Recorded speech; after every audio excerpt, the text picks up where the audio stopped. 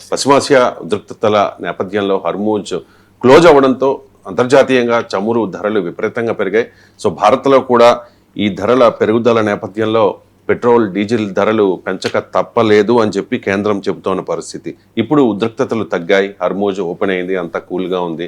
So Brent crude బ్యారెల్కి present rate వచ్చేసి $73 ఉంది సార్. అంటే బాగా తగ్గింది గతంతో పోల్చితే. ప్రజల నుంచి ఒక డిమాండ్ వినిపిస్తోంది సార్, మరి చమురు ధరలు తగ్గాయి కాబట్టి పెట్రోల్ డీజిల్ ధరల్ని కూడా తగ్గించాలి అని చెప్పేసి. దీని మీద కేంద్ర పెట్రోలియం శాఖ మంత్రి హర్దీప్ సింగ్ పూరి కూడా స్పందించారు. ముడి చమురు ధరలు మరికొన్ని వారాల పాటు స్థిరంగా తక్కువ స్థాయిలో కొనసాగితే ఇంధన ధరల తగ్గింపును పరిశీలిస్తాము అంటూ ఉన్నారు తప్ప ఖచ్చితంగా తగ్గుతుంది అని చెప్పట్లేదు సార్. ఏంటి సార్, తగ్గించాల్సిన అవసరం ఉందా, తగ్గించే అవకాశం ఉందా?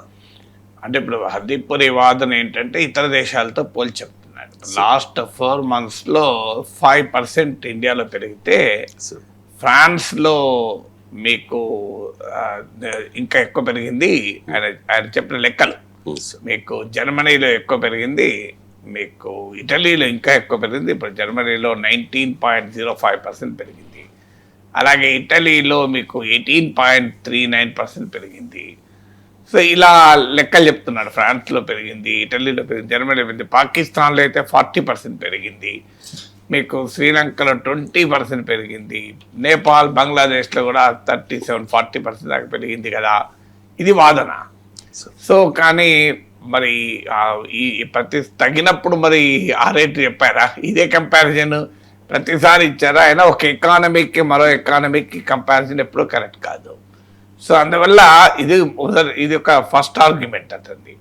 సెకండ్ ఆర్గ్యుమెంట్ ఏంటంటే ఈ ప్రైసెస్ ఇప్పుడు తగిన మాట నిజమే. ఎందుకంటే ఇప్పుడు మీకు జూన్ 2026లో మీకు మొదలు ఏప్రిల్ 2026 తీసుకుందాం. అంటే పీక్ ఆఫ్ ద వార్లో గ్లోబల్ ఆయిల్ ప్రైసెస్ ధర $114.48 per barrel. 114 పైగా ఉండే $114.48 per barrel. ఇది జూన్ 20th నాటికి, జూన్ 20వ తారీఖు నాటికి $86 పడిపోయింది. So it has come down to $86. So తర్వాత మీకు ఇది జూన్ 20 తర్వాత వితిన్ 1 week $83 పడిపోయింది. ఇప్పుడు జూలై ఫస్ట్ ఫ్యూ డేస్లోనే $67.72 పడిపోయింది. మరి 73 అన్నారు. ఆ ఫిగర్ ఏ పీరియడో తెలియదు, నేను చెప్పలేను. సో జూలై ఫస్ట్ ఫ్యూ డేస్లోనే ఎవరేజ్ ప్రైస్ $67.72 పడి, జూన్ మొత్తానికి average price $83.31 per barrel June మొత్తానికి. ఏప్రిల్లో నేను చెప్పాను మీకు 114.48. ఫిబ్రవరి 28న వార్ స్టార్ట్ అయింది, అప్పటికి అరౌండ్ $70 ఉంటాయి. అంటే చాలా క్లియర్గా ప్రీ వార్ పీరియడ్కు పడిపోయినాయి. మరి వార్ టైంలో పెంచిన ధరల సంగతి ఏంటి అని అడుగుతున్నారు. అడిగితే ఆయన వాదన ఏంటి అంటే, కేంద్ర ప్రభుత్వ వాదన అంటే, ఒకటి ఇతర దేశాలతో పోల్చి మన భారతదేశంలోనే తక్కువ పెరిగాయి. ఇక్కడ పెట్రోల్ ₹7 పైన పెరిగింది, డీజిల్ ₹8 పైన పెరిగింది. France, Germany, Italy, Pakistan, Nepal, Sri Lanka, బంగ్లాదేశ్లో ఇంకెక్కువ పెరిగింది అనేది ఒక వాదన. రెండో వాదన ఏం చేస్తున్నారంటే, ఇప్పుడు మనము వినియోగదారుడు వాడుతున్న పెట్రోలు చాలా హై ప్రైస్లో కొన్న క్రూడ్ ప్రాసెస్ చేస్తే వచ్చింది అట లెక్క. అది అంటే $114.48 $100 పైన ఉన్నప్పుడు కొన్నది ఇప్పుడు అమ్ముతున్నారు. అందువల్ల ఇప్పుడు కొన్నది అమ్మాలంటే ఇంకో 75 days 90 days పడుతుంది. అంటే అది కొని మనకు వచ్చి దాన్ని రిఫైన్ చేసి ప్రాసెసింగ్ చేసి కన్జ్యూమర్ ప్రొడక్ట్గా మన దగ్గర రావాలంటే టైం పడుతుంది. కనుక ఇదే రకంగా తగ్గి ఉంటే ఫ్యూచర్లో తగ్గిస్తామన్నట్టు మాట్లాడుతున్నారు. సో ఒక ఫండమెంటల్ క్వశ్చన్ ఏంటంటే, మీరు ఇంత ఆర్గ్యుమెంట్ చేస్తున్నారు కదా, మరి చాలా తక్కువ ధరలు ఉన్న రోజులు కూడా ఉన్నాయి కదా, మరి వాటి బెనిఫిట్ కన్జ్యూమర్కి ఇచ్చారా? 2014లో నేను చాలాసార్లు చెప్పాను లెక్క. 2014లో global oil prices $108 per barrel ఉంటాయి. అప్పుడు పెట్రోలు $60-70 కరెక్ట్ లేకుండే. ఇవాళ మరి మీరు చెప్తున్న లెక్కల ప్రకారం $70 పడిపోయింది కదా. మరి $108 per barrel ఉన్నప్పుడు ₹70 లోపలే పెట్రోల్ ఎట్లా దొరికింది? ఇప్పుడు $70 per barrel ఉంటే $100 పైన ఎందుకున్నది? ఈ ఆన్సర్ మాత్రం అది ఇప్పుడు ఇవ్వడు, కేంద్ర ప్రభుత్వం ఇవ్వదు. సో మీకు 2014 నుంచి 2026 మార్చ్ వరకు నీకు ఆల్వేస్ ఇట్ వాజ్ బిలో $100. మధ్యలో ఉక్రెయిన్ వార్ అప్పుడు 2020లో కాస్త పెరిగినా ఓవరాల్గా for the almost the entire period $100 లోపలే ఉండే. మరి 2014లో మోడీ ప్రైమ్ మినిస్టర్ అయినప్పుడు ఉన్న పెట్రోల్ ధర ఎప్పుడైనా ఉందా? సో ఇంత భారీగా పెరిగింది కదా. అంటే దీనికి అర్థం ఏంటి అంటే ప్రపంచ చమురు మార్కెట్లో ధరలు పడిపోతే ప్రభుత్వం పన్నులు పెంచి ఆ బెనిఫిట్ కన్స్యూమర్కి రాకుండా ప్రభుత్వమే తీసేసుకుంటుంది. కానీ పెరిగినప్పుడు మాత్రం తెలివిగా అది ప్రజలపైన నెట్టుతున్నారు.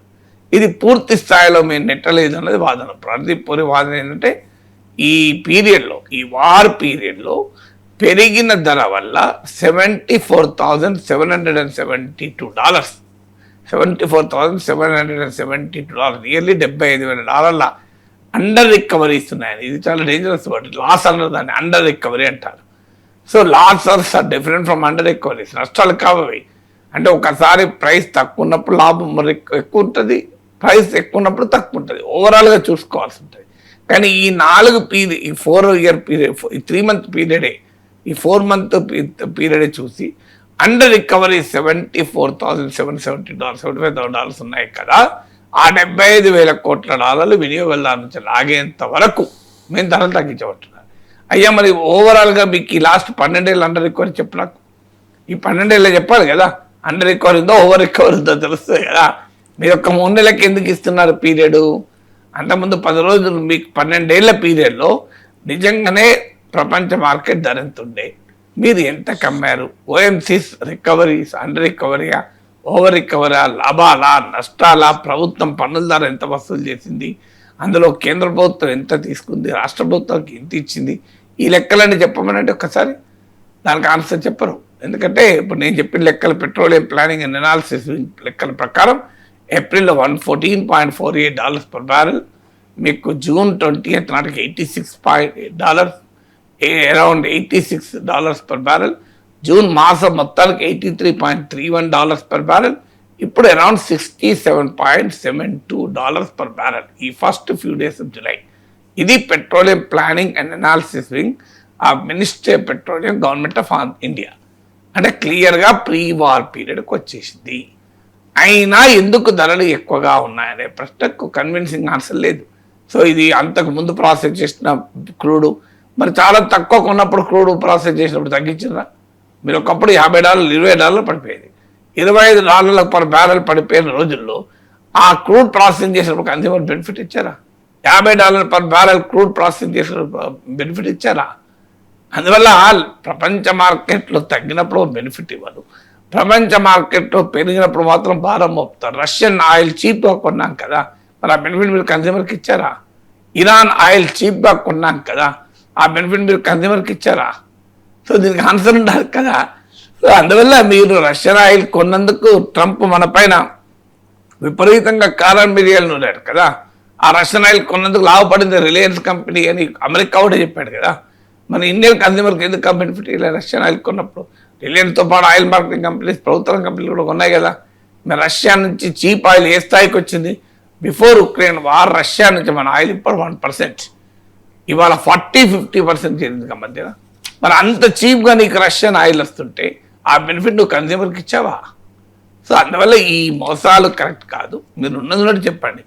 నిజాయితీగా లిబరలైజేషన్ ఫాలో అయితే నిజాయితీగా ఫాలో అవ్వండి. ప్రపంచ మార్కెట్లో ధర పెరిగినప్పుడు పెంచండి, తగ్గినప్పుడు తగ్గించండి. తగ్గినప్పుడు ఏమో తగ్గరు, పెరిగినప్పుడు మాత్రమే పెంచుతారు. ఇది ఎక్కడ పొలిటికల్ ఎకానమీ అండి?